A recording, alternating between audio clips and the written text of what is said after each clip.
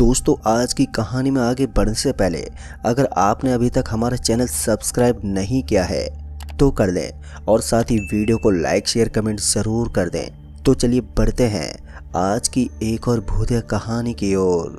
दोस्तों, मेरा नाम अभिषेक है और मैं एक छोटे से पीपल गांव में रहता था, लेकिन जॉब के सिलसिले से मुझे अपने गांव से दूर जाना पड़ता था। इन दिनों मुझे दिवाली के त्योहार की कई दिनों की छुट्टी मिल गई थी, इसलिए मैंने फैसला कर लिया था कि मैं त्योहार को अपने घर पर जाकर मनाऊंगा। मैं गांव के लिए निकल गया था, लेकिन मैंने कभी सपने में भी नहीं सोचा था कि मेरे साथ ऐसा भी कुछ हो सकता है। शहर से गांव जाने से पहले मैंने शॉपिंग भी कर ली थी और शॉपिंग करके मैं वापस रात के 8 बजे अपने घर पर आया तो मैंने अपना सामान पहले से ही पैक कर रखा था और इसी के चलते हुए मैंने आकर सीधे खाना पीना खाया और खाना खाकर अपने गांव के लिए बस पकड़कर निकलने का फैसला किया। मैं 9:30 बजे तक बस स्टॉप पर आ गया था और आकर अपने गांव जाने वाली बस में चुपचाप बैठ गया। अगले दिन त्योहार था, इसलिए बस में ज़्यादा लोग नहीं थे। सब लोग ऑलरेडी अपने अपने स्थान पर पहुंच चुके थे। बस में तकरीबन 10 लोग बैठे हुए थे और बस थोड़ी देर के बाद ही अपने निर्धारित समय से बस डिपो से रवाना हो गई। टिकट लेकर मैं पीछे वाली एक सीट पर जाकर बैठ गया। बस में बैठे सभी लोग बिल्कुल अनजान की तरफ बैठे हुए थे, जो कि थोड़ा अजीब भी लग रहा था। मुझे उन लोगों से वैसे भी कुछ लेना देना नहीं था, इसलिए मैं अपनी पीछे वाली सीट पर बैठकर बाहर नज़ारे का मज़ा लेने लगा। ठंडी ठंडी हवाएं चल रही थी, इसी के चलते हुए ना जाने कब थकान की वजह से मेरी आंख लग गई। मुझे पता ही नहीं चला। अभी मैं पीछे बैठकर सो ही रहा था कि तभी मेरे कानों में एक अजीब सी आवाज़ आई। जब मैंने कान खोल कर देखा तो मैंने पाया कि बस में जो आगे औरत बैठी हुई थी वो रो रही है। इसके अलावा मैंने ये भी देखा कि मेरे साथ 10 मुसाफिर बैठे हुए थे, लेकिन अब 7 मुसाफिर ना जाने कहाँ चले गए थे। मुझे लगा वो 7 मुसाफिर पहले उतर गए होंगे और इसी के चलते हुए मैं उस औरत से ये पूछने जा रहा था कि आप क्यों रो रही हैं। मैं अपनी जगह से उठा ही था कि तभी मैंने देखा कि असल में वो औरत नहीं रो रही थी, बल्कि रोने की आवाज़ कहीं और से आ रही थी।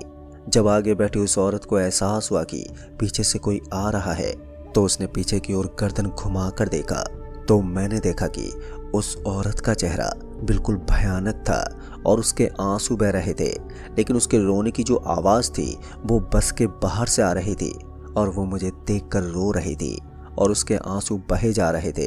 लेकिन हैरान की बात तो ये थी कि उसके चेहरे पर एक भयानक मुस्कुराहट भी दिखाई दे रही थी। मैं चुपचाप जाकर वापस से अपनी सीट पर बैठ गया। अब तक मैं इतना तो समझ गया था कि मैं जिस बस में बैठा हुआ हूँ ये कोई नॉर्मल बस नहीं हो सकती। इन सब चीज़ों को देखकर मैं काफ़ी ज़्यादा डर गया था। अभी मैं पीछे चुपचाप बैठकर अपने गांव के आने का इंतज़ार ही कर रहा था कि तभी मैंने देखा कि कुछ ही दूर आगे जाने के बाद बस वाले ने अचानक ही ब्रेक लगा दिया है और ब्रेक लगाने के बाद बस में जो 3 लोग बैठे हुए थे वो भी एक एक करके तीनों लोग उतर गए। अभी मैं उनको उतरते हुए देख ही रहा था कि तभी उधर से बस के कंडक्टर ने आवाज़ लगाते हुए मुझसे बोला, अरे भाई साहब, आपको उतरना नहीं है क्या? बस का आखिरी स्टॉप आ गया है। मैंने कंडक्टर को बड़ी हैरानी के साथ देखा और बोला, पर भाई साहब, मुझे पीपल गाँव जाना है। इतना सुनकर बस के कंडक्टर ने बोला, बस का आखिरी स्टॉप यही था, अब आपको यहाँ से जहाँ जाना है आप जा सकते हैं। मैंने बस के कंडक्टर को बहुत समझाने की कोशिश की, लेकिन उसने मेरी एक बात नहीं मानी और मुझे ज़बरदस्ती बस से उतारने लगा। मैं अपना सामान लेकर बस से नीचे उतर गया और मेरी आंखों के सामने से वो बस आगे की तरफ चली गई और देखते ही देखते मेरी आंखों से वो ओझल भी हो गई। अभी मैं इधर उधर ही देख रहा था कि तभी मुझे वो लोग नज़र आए जो कि मुझसे पहले इस बस से नीचे उतरे थे। तभी मैंने देखा कि वो तीनों लोग एक कब्रिस्तान के अंदर की तरफ जा रहे थे। उनको ऐसा करता हुआ देखकर मेरी हालत और भी ज़्यादा ख़राब हो गई। दरअसल मैंने अपने मोबाइल में समय देखा तो अभी तकरीबन रात के 2 बज चुके थे और आसपास मुझे सुनसान रोड और जंगल के अलावा कुछ और दिखाई भी नहीं दे रहा था। थोड़ा आगे पर एक कब्रिस्तान मौजूद था जहाँ पर ये तीनों लोग जा रहे थे। तभी मैंने अपनी जेब से मोबाइल निकाला और निकालकर मैप की सहायता से ये पता लगाने की कोशिश की कि इस जगह से मेरे गांव की दूरी कितनी रह गई है, लेकिन मेरे लाख कोशिश करने के बावजूद मेरे मोबाइल का इंटरनेट नहीं चल रहा था। जिसके माध्यम से मैं ये पता लगा पाता। मेरा मन तो मुझे बहुत रोकने की कोशिश कर रहा था, लेकिन मेरे पास इसके अलावा कोई दूसरा रास्ता भी मौजूद नहीं था। दरअसल मैंने उन तीनों लोगों का पीछे से छुपकर पीछा किया और कब्रिस्तान के गेट के बाहर उस वक्त एक लाइट भी जल रही थी।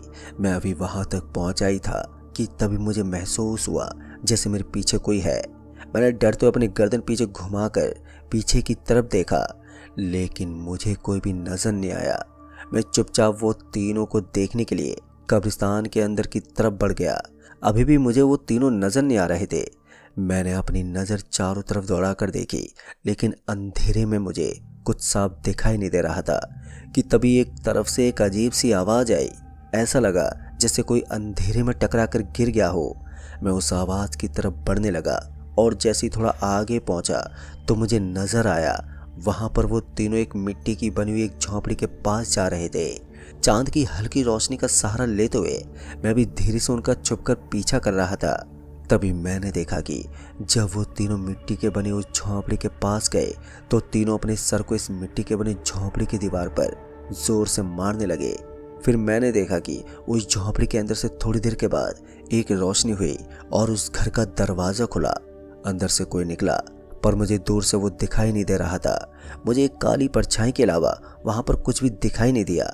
उसने दरवाजा खोला और वो तीनों अंदर की तरफ चले गए। मैं दूर से खड़ा इन सभी चीज़ों को देख रहा था और एक तरफ तो मुझे काफ़ी ज़्यादा डर भी लग रहा था और दूसरी तरफ मेरे कुछ पल्ले भी नहीं पड़ रहा था कि आखिर ये सब हो क्या रहा है। दरअसल मैंने देखा कि वो तीनों जैसे ही घर के अंदर गए तो उस झोंपड़ी का दरवाजा किसी ने बंद कर लिया और अभी जो लाइट जली हुई थी वो लाइट को भी किसी ने बुझा दिया। अभी मुझे समझ में नहीं आ रहा था कि मैं क्या करूं और क्या ना करूं कि तभी मुझे एहसास हुआ जैसे कब्रिस्तान के गेट की तरफ से कोई अंदर की तरफ आ रहा है। उसी के चलते मैं वहां पर मौजूद एक पेड़ के पीछे जाकर छुप गया। मैं पेड़ के पीछे छुपकर देख रहा था तो मैंने पाया कि वो 7 लोग कब्रिस्तान के अंदर आ रहे हैं और ये 7 लोग कोई और नहीं थे बल्कि ये वही मुसाफिर थे जो कि मेरे साथ बस में बैठे हुए थे। क्योंकि उस वक्त जब मैं बस में सो रहा था तो वो लोग बस के अंदर मौजूद थे, लेकिन जब मैं जागा तो वो लोग मुझे बस में दिखाई नहीं दिए। मैं चुपचाप पेड़ के पीछे खड़ा होकर देख ही रहा था कि तभी मैंने देखा कि वो 7 लोग वापस से इस झोपड़ी की तरफ बढ़ने लगे और जाकर ठीक वैसा ही किया जैसा कि इससे पहले वाले तीनों लोगों ने किया था। ये लोग भी अपना सर उस झोपड़ी पर मारने लगे और कुछ देर के बाद उस झोपड़ी के अंदर से एक लाइट जली और एक काली परछाई ने उस झोपड़ी का दरवाजा खोला और ये 7 लोग भी उस झोपड़ी के अंदर चले गए और उसके बाद वो झोपड़ी का दरवाजा फिर से बंद हुआ।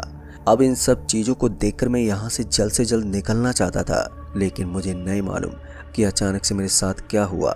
मैं अपने कदम उस झोंपड़ी की तरफ जाने से रोक ही नहीं पा रहा था। मुझे कब्रिस्तान के बाहर जाना था, लेकिन मेरे कदम अपने आप ही झोंपड़ी की तरफ बढ़ने लगे। मैंने बहुत कोशिश की कि मैं इस जगह से निकल जाऊं, लेकिन मेरी लाख कोशिश करने के बाद भी मुझसे ये काम नहीं हो पाया और मैं जाकर सीधा झोपड़ी के सामने खड़ा हो गया। मुझे इतना होश था कि मैं क्या कर रहा हूँ, लेकिन मैं अपने शरीर पर काबू नहीं कर पा रहा था। मैं अपना सर उस मिट्टी की बनी झोपड़ी पर इस तरीके से मार रहा था जिस तरीके से इससे पहले वाले लोग मार रहे थे। फिर मैंने देखा कि कुछ ही पल के अंदर वो झोपड़ी के अंदर लाइट जली और झोपड़ी का दरवाजा खुला और फिर उसके बाद एक परछाई ने दरवाजा खोला तो उसको देखकर मेरी हालत ही खराब हो गई थी। लेकिन इसके बावजूद भी मैं वहां से भाग ही नहीं पा रहा था। मेरे कदम अपने आप ही उस झोंपड़ी के अंदर की तरफ बढ़ने लगे तो मैंने पाया कि मैं उस झोंपड़ी के अंदर जा रहा हूं और जैसे मैं उस झोंपड़ी के अंदर गया तो वैसे उस झोंपड़ी का दरवाजा बंद हो गया और अंदर की लाइट भी बुझ गई। अब मैं होश में आ गया था, पर मुझे अंधेरे में कुछ भी दिखाई नहीं दे रहा था, लेकिन वहां पर मेरे अलावा कोई मौजूद भी नहीं था। मुझे इस चीज़ का एहसास हो रहा था और मैंने चारों तरफ गर्दन घुमाकर भी देखा, लेकिन वहाँ कुछ भी समझ में नहीं आ रहा था। मैं वापस से पीछे की तरफ घूम गया और घूमकर उस दरवाजे को खोलने की कोशिश करने लगा जहाँ से मैं अंदर आया था। दोस्तों, मैं काफ़ी ज़्यादा डर चुका था और डर के मारे मेरी सांसें अपनी सीमित गति से काफ़ी ज़्यादा तेज हो चुकी थी। मैंने अपनी जेब में पड़े मोबाइल को निकाला और निकालकर फ्लैश लाइट को चालू किया, लेकिन उससे ज़्यादा मुझे हैरानी तब हुई जब मैंने देखा कि मेरी फ्लैश लाइट की रोशनी उस अंधेरे में काम ही नहीं कर रही है। मुझे अपने हाथ तक की उंगली अपनी मोबाइल की फ्लैश की लाइट से दिखाई नहीं दे रही थी। उस झोपड़ी में इतना ज़्यादा अंधेरा था, ये चीज़ देखकर मैं और भी ज़्यादा डर गया। मैं इतना ज़्यादा डर चुका था कि डर से मेरा शरीर पसीना छोड़ना शुरू कर दिया और मैं पसीने में बिल्कुल नहा चुका था। मैंने बहुत ही कोशिश की लेकिन वो दरवाज़ा खुलने का नाम ही नहीं ले रहा था। तभी मैं ज़ोर ज़ोर से चिल्लाने लगा लेकिन मेरी आवाज़ भी मुझे सुनाई नहीं दे रही थी। मुझे नहीं मालूम कि मैं बोल पा रहा था या नहीं, लेकिन मेरे कानों में मेरी आवाज़ नहीं आ रही थी। मैं मुंह तो हिला रहा था लेकिन आवाज़ का कुछ पता नहीं चल रहा था। तभी मुझे समझ में आया कि इस झोपड़ी में ज़रूर एक बोर्ड मौजूद होगा जिसके माध्यम से इस झोपड़ी में लाइट जलती थी। मैं इस अंधेरे में उस घर के बोर्ड को ढूंढने की कोशिश करने लगा ताकि मैं इस घर में रोशनी का जुगाड़ कर सकूं और इसके बाद यहाँ से निकलने की कोशिश करूं। अभी मैं धीरे धीरे आगे की तरफ ही बढ़ रहा था कि तभी मैंने देखा कि जैसे मैं किसी चीज़ से टकरा गया हूँ, पर मुझे समझ में नहीं आया कि वो क्या चीज़ थी। लेकिन जब मैं उसको बैठकर हाथों से छूकर महसूस कर रहा था तो ऐसा लग रहा था जैसे वो कोई लाश हो। जैसे ही मुझे एहसास हुआ कि इस झोपड़ी के अंदर कोई मेरे अलावा और भी मौजूद है तो मेरी हालत और भी ज़्यादा ख़राब हो गई और डर से मैं वहीं पर थर-थर कँपने लगा। मैं इतना तो समझ गया था कि बिना रोशनी के मैं यहाँ पर कुछ भी नहीं कर पाता, इसलिए मैंने वापस से अपनी हिम्मत जुटाई और अपनी जगह से खड़ा हुआ और बोर्ड को ढूंढने की कोशिश करने लगा। अभी मैं थोड़ा आगे ही बढ़ा था कि तभी मुझे एहसास हुआ जैसे मैं किसी चीज़ से फिर से टकरा गया हूँ और मैंने उसे छू कर देखा तो वो जैसे किसी का पैर हो। मैं इतना तो समझ गया था कि मैं बुरी तरीके से फंस चुका हूँ और मेरे मन में ये भी आ रहा था कि जो 10 लोग अभी इस झोंपड़ी के अंदर आए थे वो शैतानी शक्ति है और शायद वो इस घर के अंदर जाकर सो रहे थे। फिर मैं डरते हुए वापस से खड़ा हुआ और इस झोपड़ी के बोर्ड को ढूंढने लगा। मेरी थोड़ी कोशिश करने के बाद मेरे हाथ में कुछ ऐसा आ गया जो बोर्ड जैसा था। उसमें 4 बटन लगे हुए थे। मुझे नहीं मालूम कौन से बटन से क्या खुलता है, लेकिन मैं बिना कुछ सोचे समझे वहां पर मौजूद सभी बटन को मैंने दबा दिया और तभी अचानक से इस झोंपड़ी के अंदर रोशनी हो गई और जैसी रोशनी पैदा हुई तो मैंने देखा कि वहां पर 20 से 25 लोग सो रहे थे। पर उससे भी ज़्यादा हैरानी तो इस बात की थी कि सब एक दूसरे के ऊपर चढ़कर सोए हुए थे, जैसे कोई सामान हम लोग एक दूसरे के ऊपर लाद देते हैं। ठीक उसी तरीके से यहाँ पर वो लोग सो रहे थे। इन सबके चेहरे भयानक और डरावने थे जिसको देखकर लगभग मेरी जान ही जाने वाली थी। मैं काफ़ी ज़्यादा डर चुका था। अभी मैं इस झोंपड़ी से निकलने का कोई रास्ता ही देख रहा था कि तभी मुझे मालूम हुआ जैसे पूरी झोंपड़ी ज़ोर ज़ोर से हिल रही है। जैसे ही मैंने ऐसा होता हुआ देखा तो मैं एक कोने में गिरकर सोने की एक्टिंग करने लगा जैसा कि वो सब कर रहे थे।